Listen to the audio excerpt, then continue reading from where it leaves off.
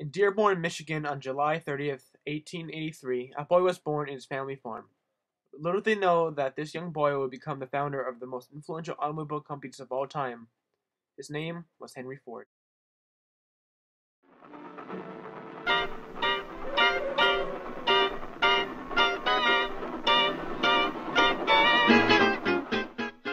In the beginning of the 20th century, automobiles were complicated death traps that were once a nuisance to drive and even more of a nuisance to build.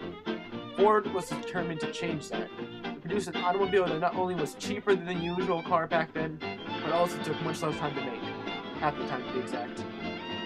He called it the Model T, which was introduced in 1908.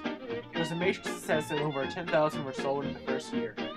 By 1914, Ford claimed 48% share of the automobile market.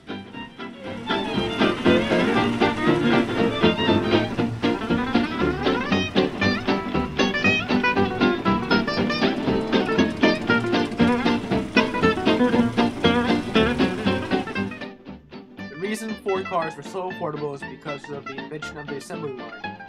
Instead of having a team of skilled workers make a car that was very expensive and time-consuming, they just hired a lot of workers whose job was to perform one task and repeat it over and over again, like screwing on the headlight of a car or putting on the door. While Ford did not invent this assembly line, he did perfect it.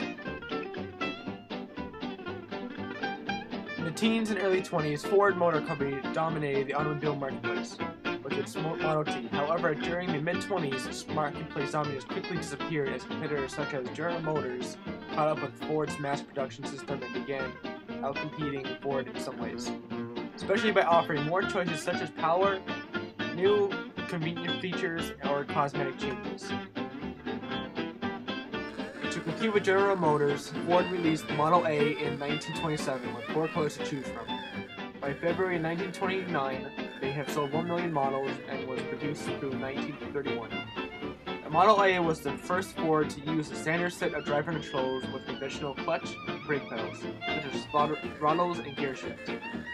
Previous gear models used controls that had become uncommon in drivers of other brands. The engine provided 40 horsepower, which is 20 more than its successor, the Model T.